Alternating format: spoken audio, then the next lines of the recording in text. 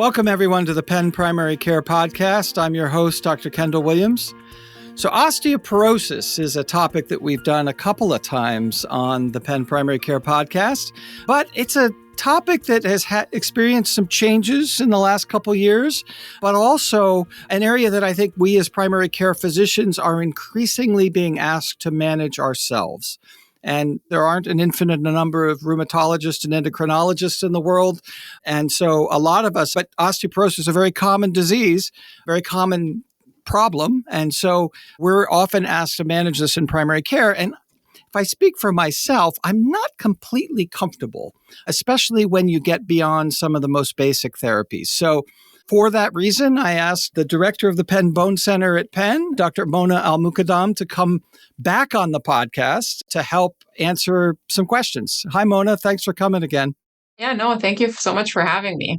Looking forward to answering your questions. For the audience out there was a wonderful podcast done a couple of years ago in which Mona covered a lot of the basics of osteoporosis management, a podcast hosted by Amber Bird and Ronnie Nandawada, and it was excellent. So please, I think most of that content is still relevant. What I really wanted to do is bring Mona back on to really talk very practically about how we as primary care physicians can maybe get beyond a little bit some of the most basic treatments, meaning the Fosamax and so forth, and do some more advanced treatment on our own.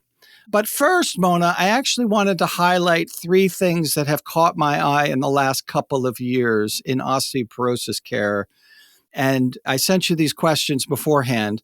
But I think the first one is a potentially significant study that came out in 2025, looking at the use of zoledronic acid reclassed for patients who are osteopenic to prevent bone fractures down the line. Now, I know this comes in the context of a history where we started initially with Fosamax and other bisphosphonates treating in the osteopenic range, found that was kind of a mistake. And so we started to treat only when patients were truly osteoporotic. But now this trial comes out that suggests a couple of doses spaced 5 years apart may have benefits. Can you illuminate that for us a bit? Yeah, absolutely. So I think I'm going to first start with answering a question that you did not ask. The way we have shifted in terms of thinking of osteoporosis treatment is really fracture reduction. And I think that's really been the biggest paradigm that we have done. When you look at all the treatment guidelines now, they really now risk stratify patients in terms of the highest risk of fractures. And the ones who are at highest risk of fractures are the ones who have had fractures in the past, or at having very high risk of fractures as calculated by FRAX, or because they have very low T-scores. So what I try to do with my patients now when I see them is you say, osteoporosis, you think about osteoporosis, you think about your bone mineral density and T-scores. But what I care about the most is preventing fractures and not preventing osteoporosis. So I think that paradigm has shifted where it's talking about preventing fractures and not preventing osteoporosis. The second paradigm that has shifted is allowing us to diagnose patients with osteoporosis if their calculated risk of having a fracture using common fracture calculation tools like FRAX. If it is high enough that it would meet treatment threshold, we can actually define those patients as having osteoporosis as well. And so I think that was very interesting. And then that also goes towards talking about our younger patients who were, as you mentioned in the study, in the New England Journal of Medicine study, where they included younger postmenopausal women, so in the ages of between 50 to 60, where they had what we call osteopenia, meaning that they don't have a T-score minus 2.5 or below, but have a T-score between 1 to minus 2.5. And they gave them IV zoledronic acid either once and then followed them for 10 years.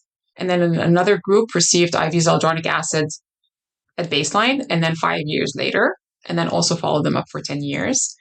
And then the third group, they received placebo, right, at baseline, then 5 years, and then followed them up for 10 years.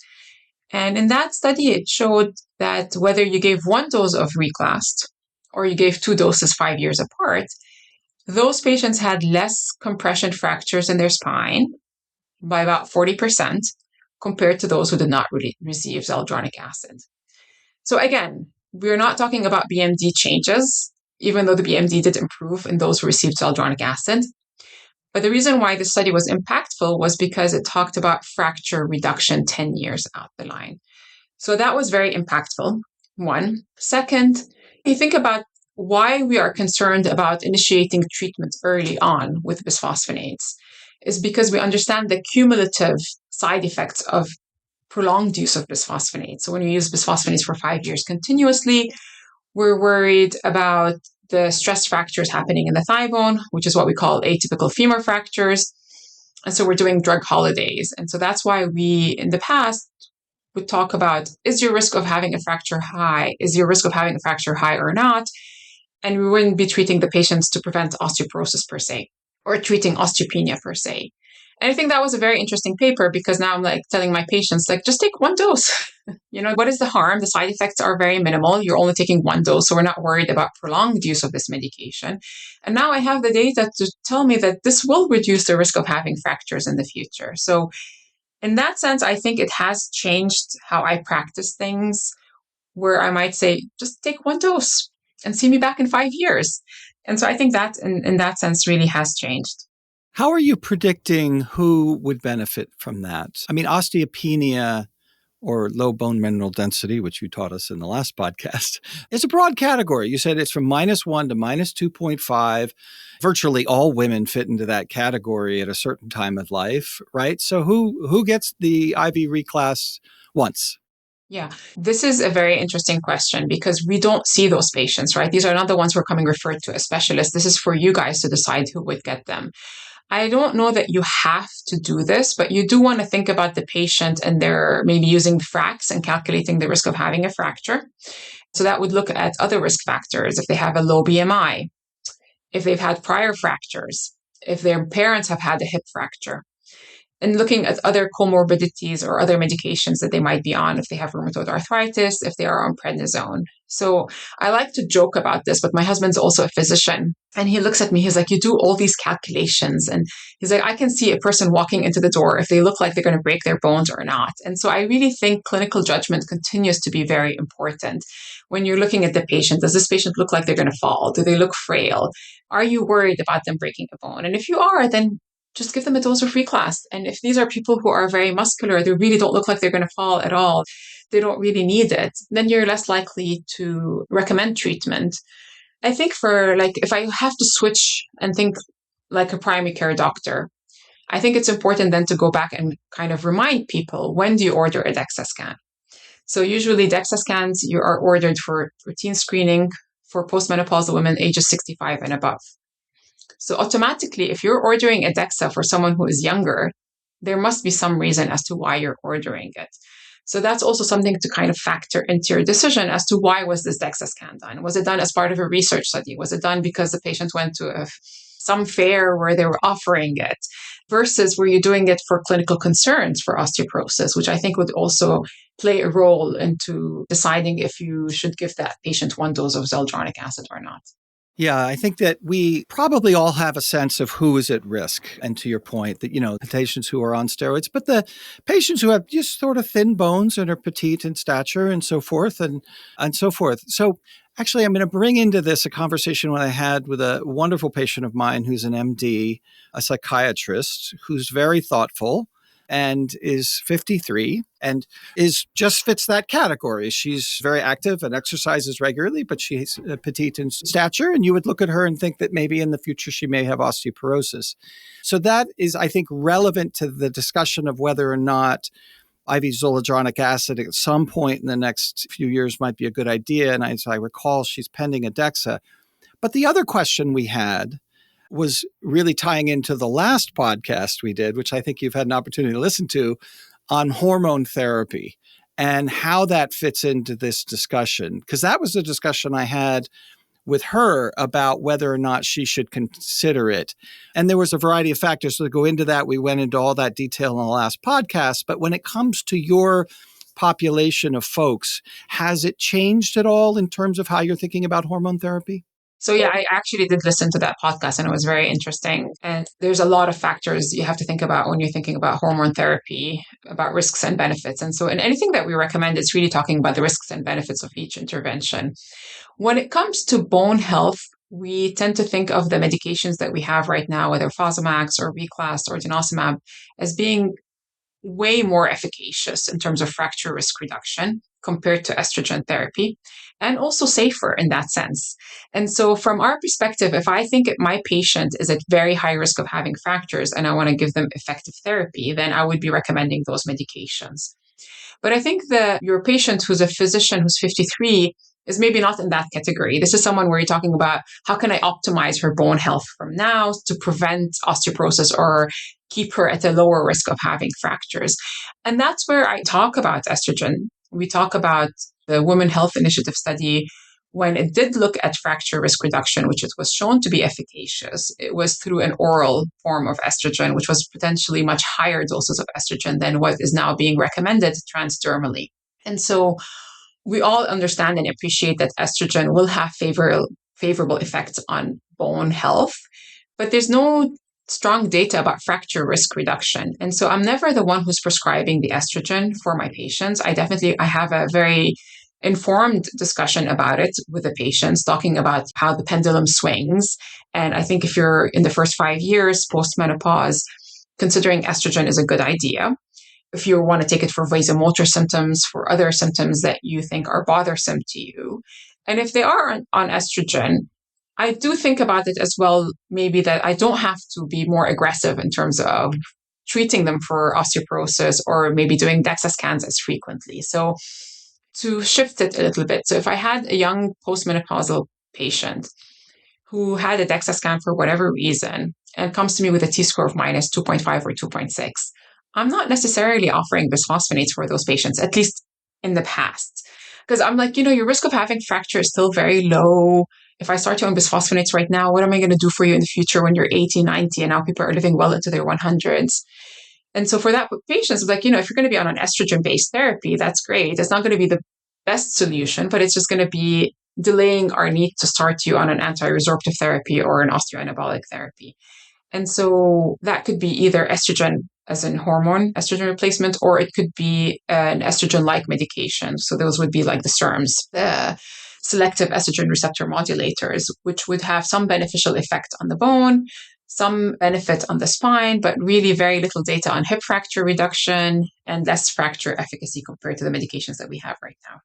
I want to come back to the SERMs, raloxifene, because we don't talk about it very much, and I think it has a niche role. But let me come back to that. So it seems that estrogen therapy itself, you said, is a modest effect, and that we just reviewed that New England Journal study that you mentioned. So the patients who are in that category are probably going to benefit from reclass because there is data on fracture reduction in that, right? So that makes a lot of sense. I think the one thing that I would say, though, is with that New England Journal of Medicine paper, I would say offering them the IV zoledronic acid is the way I would approach it. I wouldn't say that they have to take it. You have to talk about your patients, think about each patient and what their preferences are. And in those younger patients, you're talking about fracture prevention 10 years down the line. So there's not this hurry into doing it as well. And I think patients sometimes feel overwhelmed when we're saying that you have to do this, and they want to take their time. They want to think about it. They want to research it. And I know the next question is going to be about exercise. And so they're going to want to do the exercise, the estrogen, the non-pharmacological ways. And I think we have to respect that as well when it comes to a chronic condition and talking about future fracture risk reduction. So I think giving them the time to do other interventions is not a bad idea. And that's so different from someone who's had a recent fracture, whom you think the risk of having a fracture is very high and very high in the immediate future. So this plays into a discussion I often have with my patients now about exercise and the way I frame it is this, that human beings all will lose muscle mass with age. They'll lose bone mass with age. And that catches up to you pretty much in the 80s, I would say, the ninth decade of life, right? Where you look at patients who are 85 and older, what differentiates them health-wise is often not cardiovascular, cancer, or other issues, but really issues of frailty. And so I'm telling patients all the time, you really have to sort of gird yourself against that and plan for that period by really building up muscle mass. And so I think that, and there's more data coming out now about the value of weight training. World Health Organization now specifically recommends resistance and muscle strengthening exercise twice a week. And I think that we're seeing that now. Historically, for bone density specifically, exercise has been, or weight-bearing exercise or structured sort of bone strengthening exercise has been focused on preventing bone loss. But I did happen to notice an article or two in the last couple of years that seemed to suggest that you can actually build some bone on your own with weight strengthening, with muscle strengthening exercise. Has that changed at all? I think the way that has changed. A couple of things. One is for our somewhat older, more frail patients who have osteoporosis, we're usually telling them to avoid high impact exercises, to avoid falls, don't hurt yourself, don't overbend. And so we're being very cautious in terms of some of the exercises that they can and cannot do. And I think that has a bit changed in terms of providing more supervised, more high intensity resistance and impact training in a more supervised manner so that the patients are not hurting themselves, with the idea that the higher intensity exercise can stimulate the bone forming cells, the osteoblasts, and can stimulate bone formation. And so I think that understanding has always been there. There's also some devices like vibration devices where people are looking into whether it's a belt or platforms that people stand on to cause the stimulation to stimulate bone formation to happen. And you will find studies, and there has been studies in the past, and again, studies that have been published more recently, where they look at BMD improvement, and you can see significant BMD improvement. But I will go back to this concept of fracture risk reduction versus BMD improvement. And I will also go back to say, there's a huge difference between some of my patients that I see that are already very active and are already exercising and are already doing their yoga and the Pilates, and they walk and they really don't want to be on medications. And then they find online programs like OsteoStrong and they say, okay, this is the treatment I'm going to take. I'm like, it's not going to make a difference for you. You have to see the baseline patients that were entered in those studies, what their baseline activity level was. And of course, you're going to see a lot more improvement in people who never used to exercise before and now suddenly started to exercise. So the way I think about exercise is it's extremely important. It is important for their bones. It's important for fall prevention. It's important for their sarcopenia.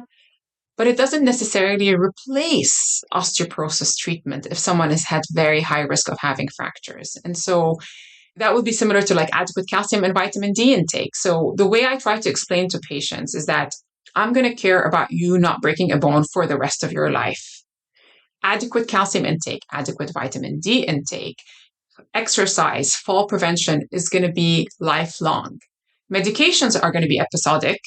Treatment is going to be episodic, but those things are kind of staple in terms of your treatment when it comes to osteoporosis.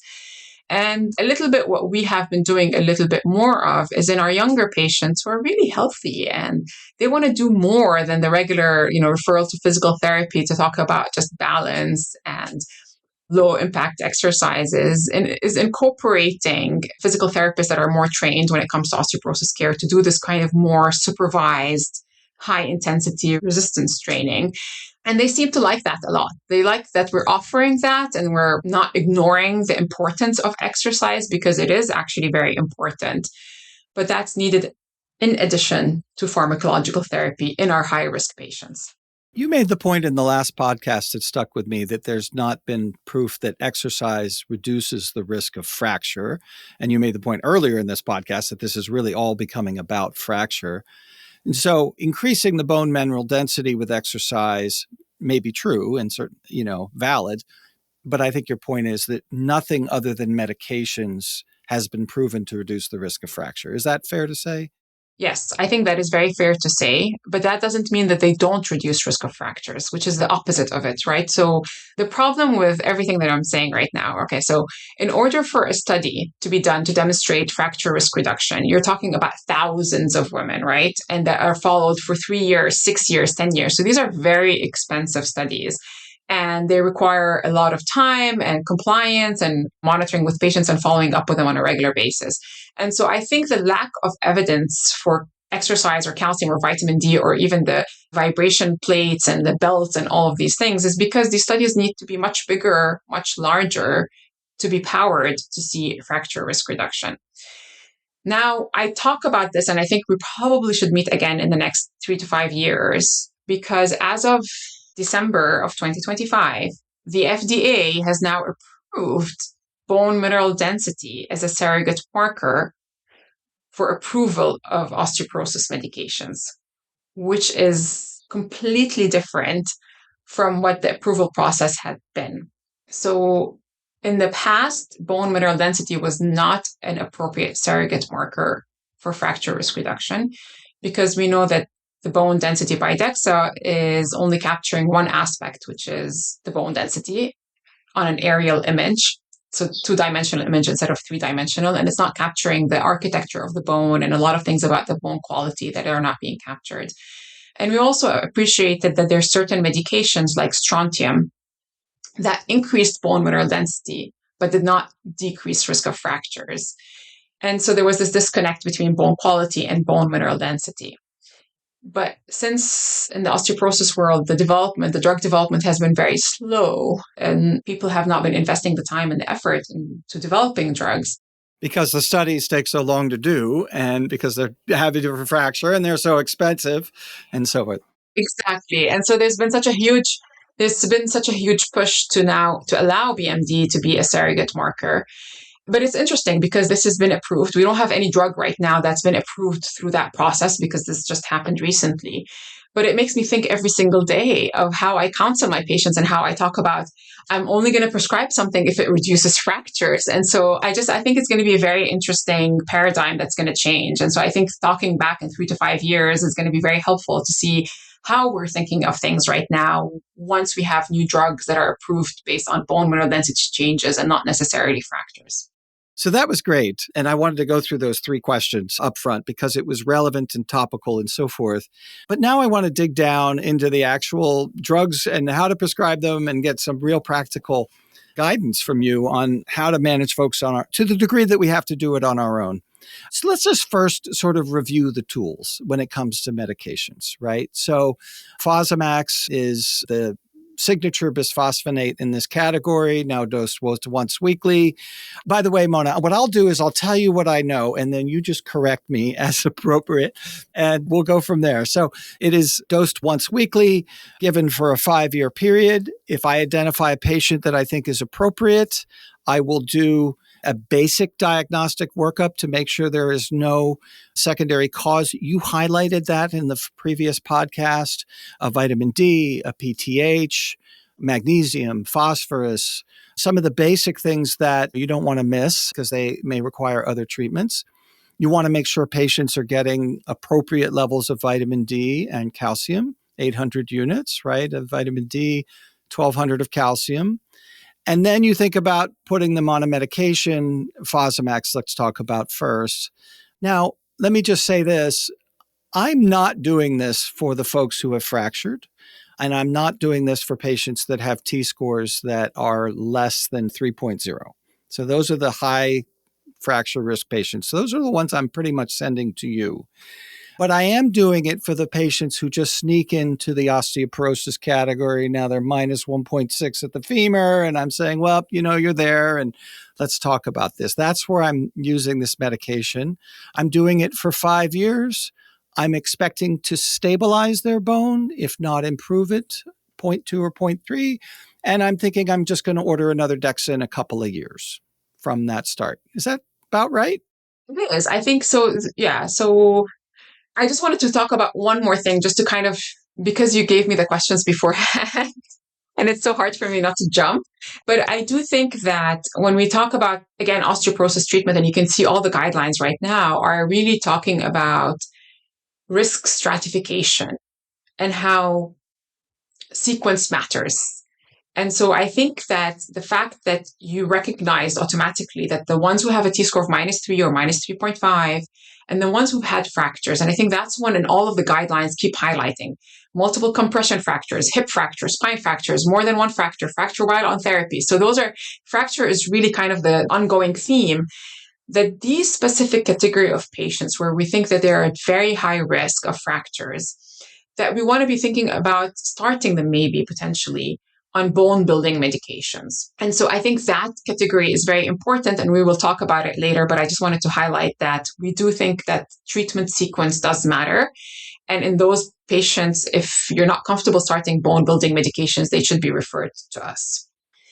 But thinking about the run-of-the-mill osteoporosis T-score between minus 2.5 to minus 3, no history of fractures, no side effects, doing an oral bisphosphonate is very reasonable. The problem with the oral bisphosphonate is not only the GI side effects that can happen, but more so the compliance as well as the poor absorption of the medication. I don't know if I expect primary care doctors to necessarily do this, but at least what I do in my practice, and I do prescribe sometimes oral bisphosphonates even in my practice, is I would check bone markers in those patients. So I would be checking, the marker that I check is the C-telopeptide, which is a marker of bone resorption or bone breakdown. And I do like to check it at baseline.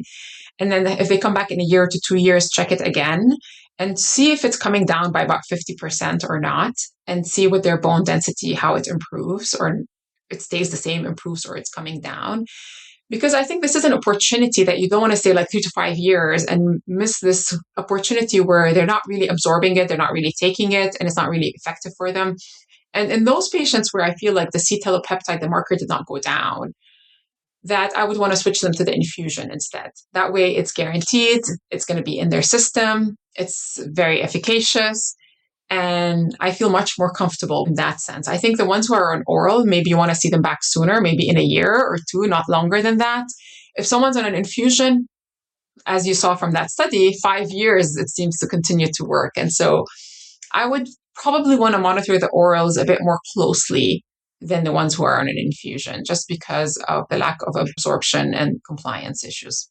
This is exactly why I had you on the podcast. Kind of highlight this for me is really helpful. So let's just talk about C-telopeptide. I order it. It comes back to me. I get a value. I've never ordered this, so I don't know what it looks like when it comes back. So if it's high, it suggests that the patient is resorbing bone, causing less bone density, right? And so I want to reduce that, right? So I want to do something that will reduce the C-telopeptide. So what kind of numbers do you get when you order it just on a standard patient? So I think this is a very important point. And that's why I don't know if I'm expecting the primary care doctors to do it. But once you're comfortable doing it and you've been doing it for a while, you get a sense to these things. So the first thing to know is the limitations of this assay. So the C-telopeptide, first of all, has to be done 8 o'clock in the morning and has to be done fasting, because the normative values that you have are based on non-fasting.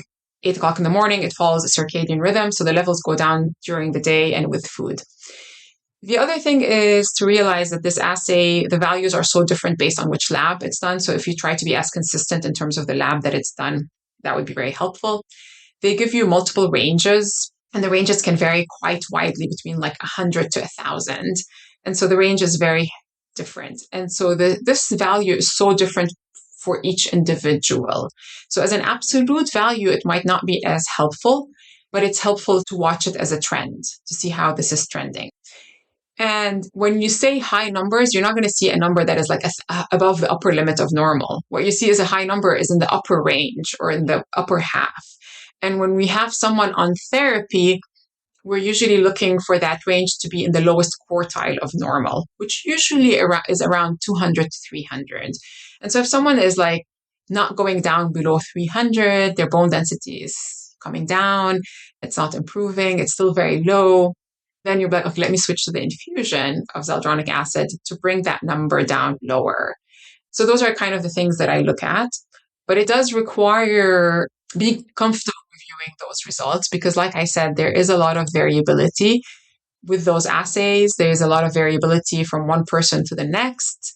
And some people just live, like 10% of the population live with low bone markers. And so those people are going to be much harder to interpret those results if you didn't have that baseline one to know that this is where they live. They live in the lower quartile at baseline. And so then it becomes harder to use that as a helpful marker.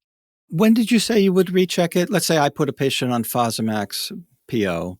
When would you check that, as opposed to when you're doing a DEXA? Is a 2-year DEXA reasonable, or do you check it a year? And how do you time the C-telopeptide before that DEXA?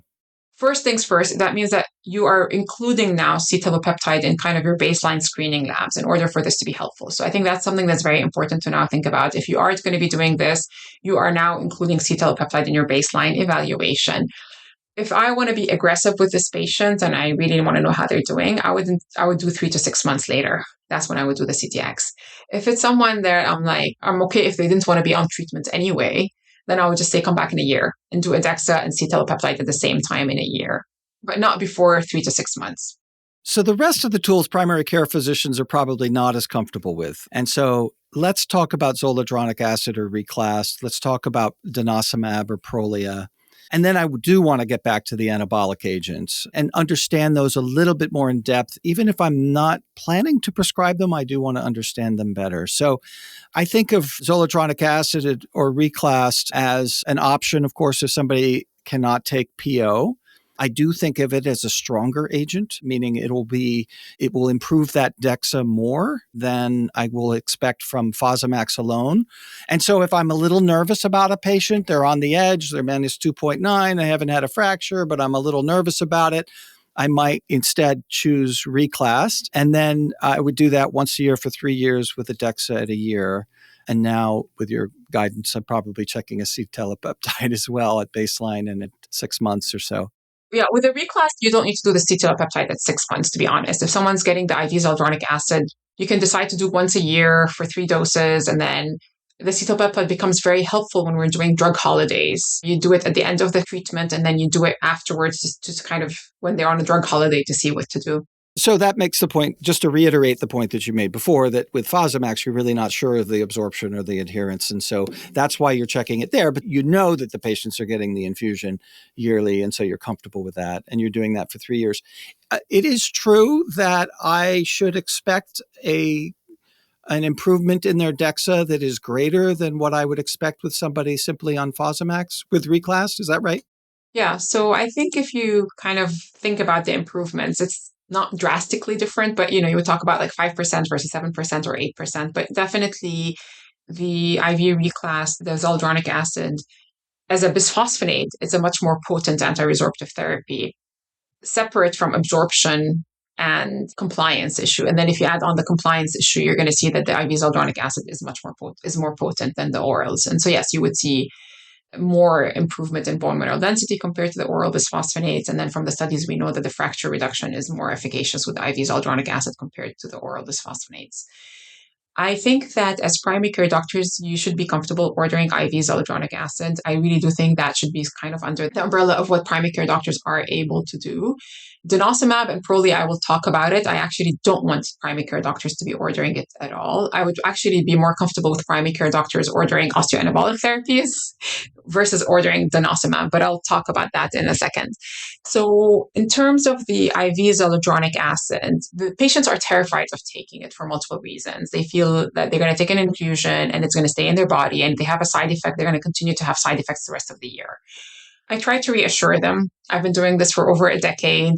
The real side effect that could happen for that IV zoledronic acid is really the flu-like symptoms. And the flu-like symptoms occur 12 to 24 hours after the infusion. They can get muscle aches, low-grade fever, feeling unwell for 2 to 3 days, and staying very well hydrated, drinking at least 2 glasses of water.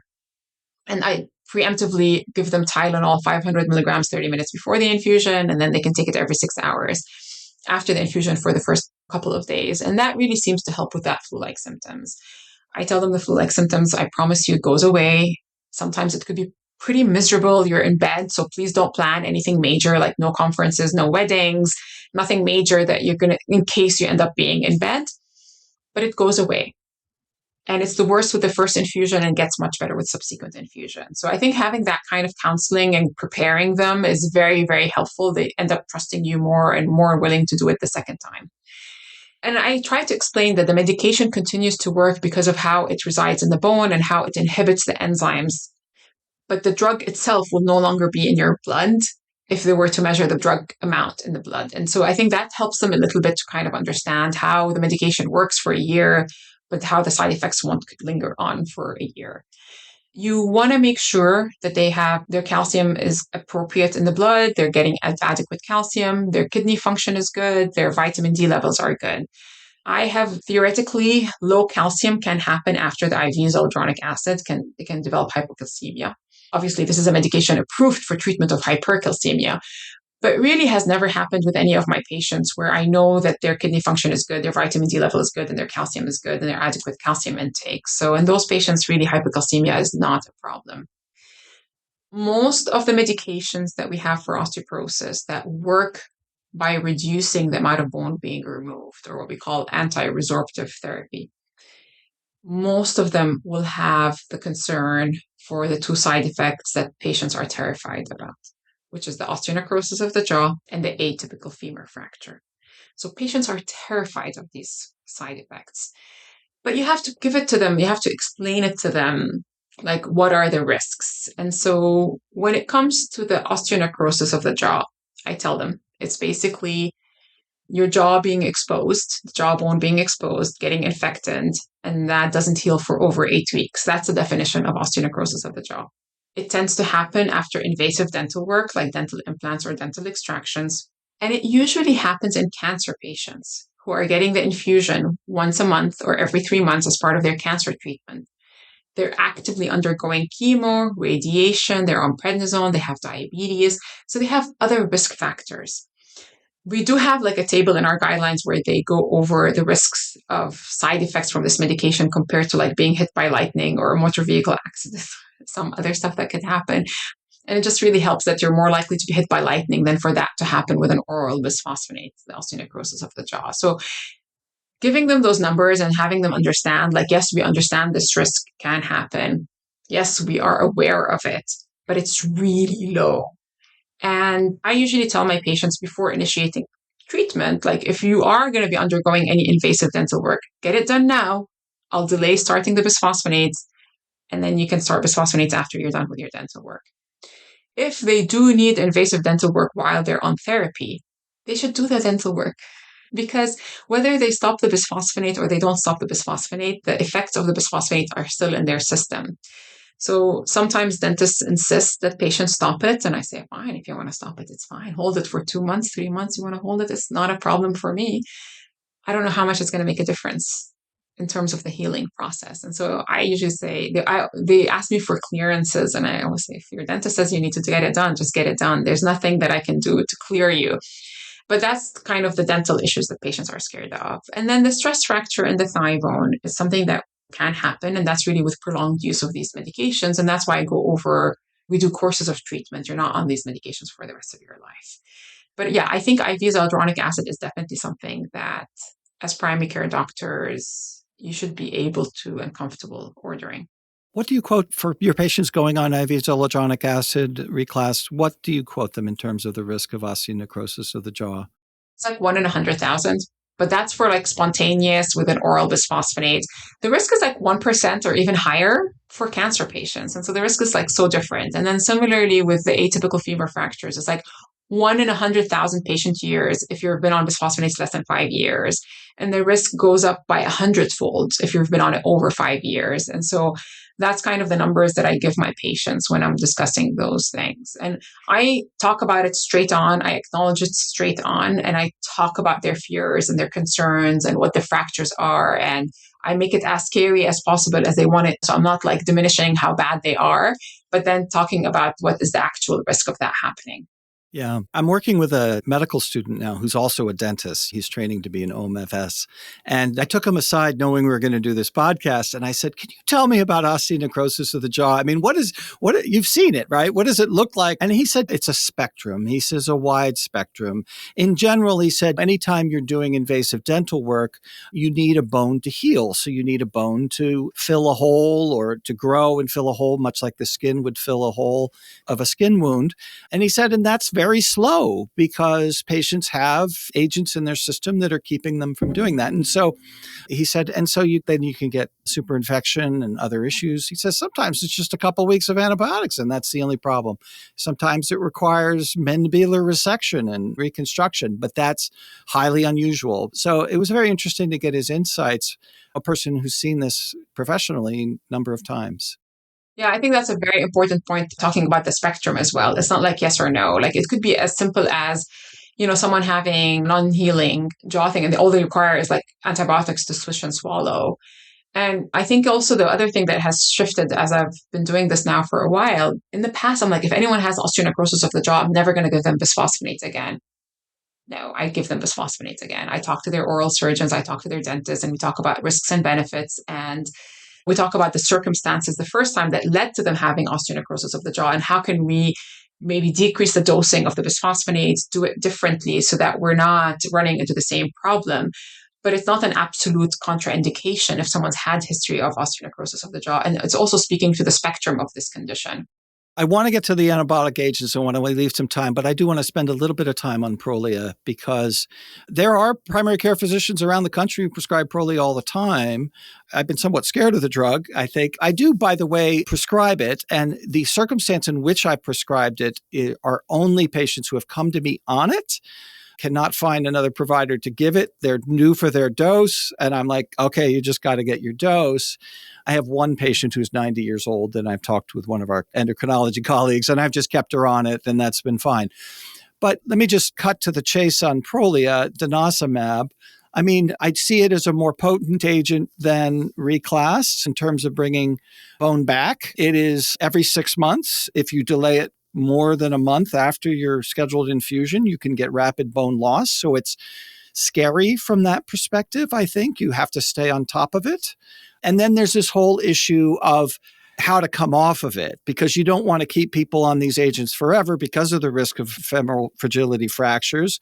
And that's been the issue with Prolia. Now, I do understand that there is a protocol now whereby you would give someone Reclast before their last infusion of Prolia to potentially get them off of it. But one of your colleagues explained to me that Prolia is really like you're not dating osteoporosis. This is a marriage, you're going to be, and oftentimes. I like that one, yeah. She was saying, I reserve that for my elderly patients that are probably just going to need something the rest of their lives. And I don't think they're going to live terribly much longer. And so that's what I'm using it for. So that's my spectrum. Can you correct me on any of that?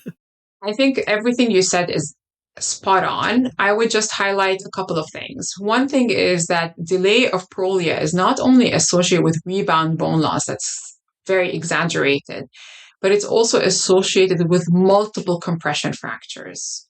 So I think that's something that is really important and something that we in our office have seen specifically with oncology patients, like breast cancer patients who were started on medications that would negatively affect their bone quality, aromatase inhibitors and chemo and radiation, and were started on denosumab by their oncologist, given for 3 to 5 years, and then told them, everything looks good, you stop it.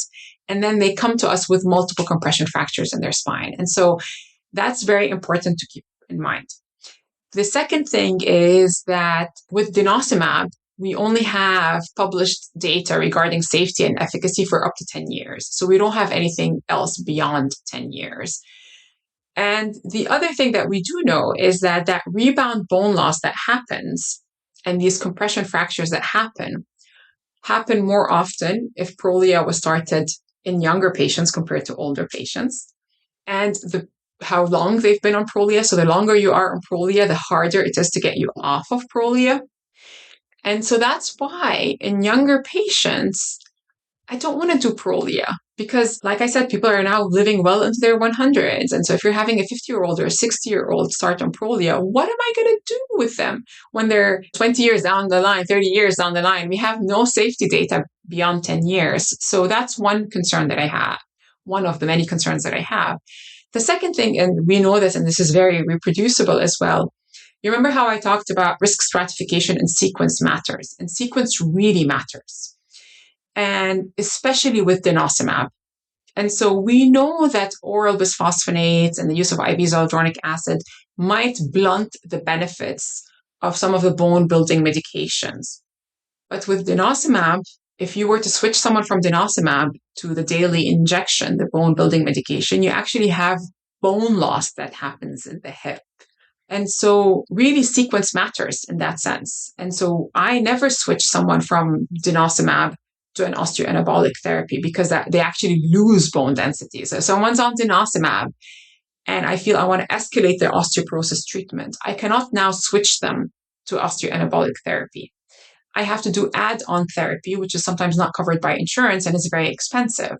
And so you're boxing people into Prolia, right? So Prolia is so hard to get off. And so I usually don't like to start with Prolia.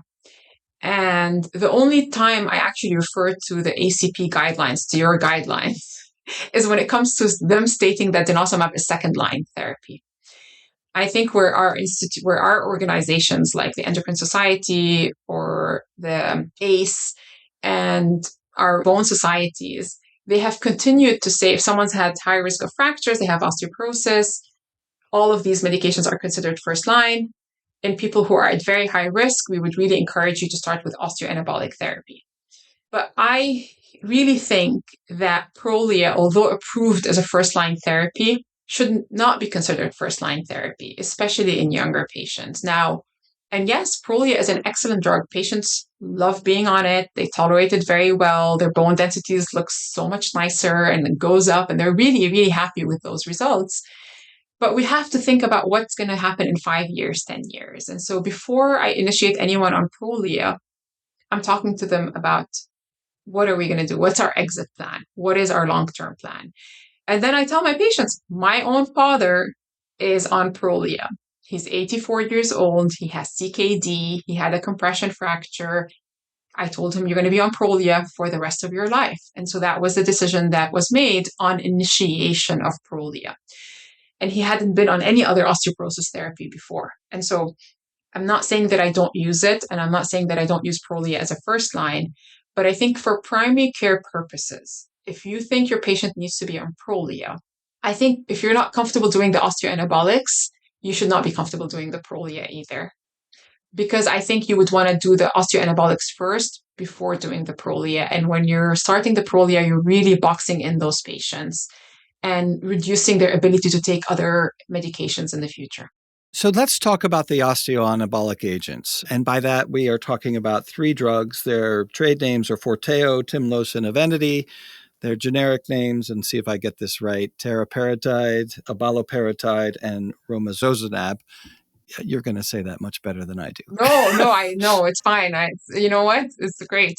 Yeah. So let's say I'm a primary care doc in the middle of rural Pennsylvania, which my brother is, by the way. And I have a patient who just comes in with a compression fracture. I do a T-score. I do a DEXA. She's got minus 3.2 at the spine. And I want to get her out of danger more quickly. So that's what I'm looking at with these drugs. Which of these are you looking at giving her? And how would you choose between them? Yeah. So, all right, a couple of things. First, you want to rule out any other causes for a compression fracture. So sometimes doing an SPEP and UPEP and making sure it's not myeloma and not a pathologic fracture is also very important. And the way I try to explain osteoanabolic therapy for my patients is I say we have 2 major ones, just to make it simple in their mind, because then it becomes too confusing. I say we have a daily injection, which is given for 2 years, and then we have one which is given as a monthly injection. That's given for 12 months for 1 year. The daily injections have been around for much longer, so that we have a much longer safety profile on those medications. But in someone who's had cancer, or someone's had radiation to their bones, or has high calcium problems or history of kidney stones, maybe that's not the best medication for them, because that medication can increase calcium, can increase risk of calcium in the urine, potentially kidney stones, and is not recommended for patients who've undergone radiation to their bones or at increased risk of having bone cancer. That was based on data in rats when they were given much higher doses of these daily injections, which are the PTH analogs. They had increased risk of bone cancer. Versus, Evenity, which is the romosozumab, which is given as a monthly injection for 12 months, has been out now for just over 6 years. So it was approved in April of 2019. And it still has a box warning regarding cardiovascular problems. So if anyone's had a heart attack or stroke in the year prior, they should not be on this medication. No one has done a head-to-head comparison, although we do think that maybe Romo is a bit stronger than the daily injections. The way I present it to patients is I tell them these are the 2 options, and these are the major differences in those medications. And some patients go with, I want something that's been out there for much longer, and it's safer. And it's a daily injection. If I have a side effect, I stop it. It's short acting. It comes out of my system. And then I have patients that say, there's no way I'm going to do a daily injection. I am so scared of needles. I cannot do this to myself. And they would prefer the monthly, coming in every month to get the Evenity. Sometimes insurance dictates which medication we can prescribe because Evenity is still pretty expensive. And the other factor, and I know we're not talking about men, but Evenity is not approved for men. And so versus the daily injections are approved in men versus Evenity is not approved in men. And so that also might be a deciding factor depending on who the patient is. But I do offer both. For the most part, if there's no contraindication either way, I really leave it up to the patient, kind of what their preferences are in terms of which one to do. And it's always very, very important to explain to patients after osteoanabolic therapy, whether it's the monthly injection for a year or daily injection for 2 years, they have to follow it with an anti-resorptive therapy to lock in those gains. I would usually do IV zoledronic acid, reclassed, or if someone has CKD, or I think they're going to be on it for the rest of their life, they're going to be on denosumab. Just to summarize that, when we're talking about the paratides that are daily injections, teriparatide and abaloparatide, so Forteo and Tymlos. Now, we're all kind of living in the GLP age now, right? And our patients are getting more comfortable giving themselves weekly injections. But I imagine it's a little harder sell on a daily injection, especially for a condition where there's a lot of aesthetic gains with the weight loss that people perceive. I want to lose weight, I want to feel better. But with this, you're just sort of preventing the next fracture. It's a little bit of a different sell, right? Harder. Yeah. So do you have difficulties with that? How big a needle is it? Where do you inject all these things? Yeah, absolutely. So this is so funny because I think I shame people now with telling them it's exactly the same needle that you do with the GLP-1s, right? And so it's a very small needle. And what I have found to be very helpful is I have pens and needles in my room all the time. I show them the pen. I show them how small the needle is. Most of them cannot even see the needle. And they're like, oh, it's that easy. Because it's a pen that's pre-filled with a medication that you just have to dial up the dose. It's the same BD needles that like type 1 diabetics. Before I used to say like type 1 diabetics, those kids that have type 1 diabetes do these injections 5 to 7 times a day. So that was my first shaming strategy. And now with the GLP-1s being approved, it's like the whole world is on GLP-1s and they're taking these injections. I'm sure you're going to be able to take this. So those are some of my strategies, not shaming strategies, but some of my strategies to convince patients to do those daily injections. And the other thing that I do tell patients is, I'm here to make your quality of life better. I want to strengthen your bone to decrease your risk of having fractures. And if you feel that this is intolerable, you're having intolerable side effects, whether it's the bony pain or the injection pain, or this is really not compatible with what you would like, you can stop it. That's fine. It's not a problem, but let's try it and see. And so I think knowing that this medication is extremely short acting, knowing that if they really don't like it, they can stop it. And having pharmacy support is actually very helpful to get patients on board and taking the drug. And I've had many patients say, we're so sorry we gave you so much pushback. This was so easy. But yeah, those are some of the strategies I use. The point you made earlier is even if they stopped it earlier, you'd want to lock in whatever gains they have with a reclass infusion, right? Yeah. So that sounds easy. Sounds like I could do that, right? If I'm prescribing GLPs, I could probably prescribe these drugs as well. And then let's just talk about Evenity. You said is a monthly injection. Is it given at home or given in the office? So the Evenity is an injection under the skin. The dose of the drug cannot be given as one injection, so it's given as 2 injections at the same time. It's subcutaneous. It has to be administered by a nurse. So patients can either go to the infusion center, some of them do it in our office, but they cannot self-administer it themselves. And it's given once a month for 12 months. Romosozumab is one of the most interesting agents we have because this is the first time we have an FDA-approved drug that works as a dual agent. So in the first 3 to 6 months, it's stimulating bone formation. And then afterwards, it's working as an anti-resorptive agent. So it's actually doing both. So it's both stimulating bone formation and reducing the amount of bone being removed. And we think of it as being the most efficacious drug because in 12 months only, the bone mineral density in the spine improved by 12%. There's 70% risk of fractures in the spine in 12 months only. So these are similar numbers to what we see with a daily injection, but over 2 years instead of 12 months. The original study that was done to compare this drug to placebo did not see any cardiovascular risk factors. But the drug company wanted to compare it to Fosamax. And so it was in the study that they did where they had 4,000 women slightly older than the original study. And they randomized them to half of them getting Evenity and half of them getting Fosamax. And it was in that study that there was an imbalance with the heart attacks and strokes that happened with the patients who received Evenity compared to Fosamax, which was 1.1% in the Fosamax group versus 2% in the Evenity group. That's the data that we have regarding Evenity and cardiovascular problems. And so that's how they've earned the boxed warning about do not give it to someone who's had a heart attack or stroke in the year prior. That's the only guidance we have. So someone's had open heart surgery 5 years ago, you could still give it. So it's only people who are having active cardiovascular problems. Some patients who are older are scared to do that, understandably. They say, I don't want to have a stroke. I try to kind of explain all of these things to them as we're prescribing Evenity. I personally would be more scared of someone who has a lot of cardiovascular problems or maybe had PE before, DVT, not potentially doing it, even though it's not technically contraindicated. It's not approved in men. And then the other thing is because it has that quality of bone resorption, it's an anti-resorptive agent. It decreases the amount of bone being removed. The osteonecrosis of the jaw and the atypical femur fractures have been reported with this medication as well. Although we think it's going to be less so than with like denosumab, which is Prolia, or zoledronic acid, which is Reclast, it does happen with those agents as well. But you don't see that with the paratides?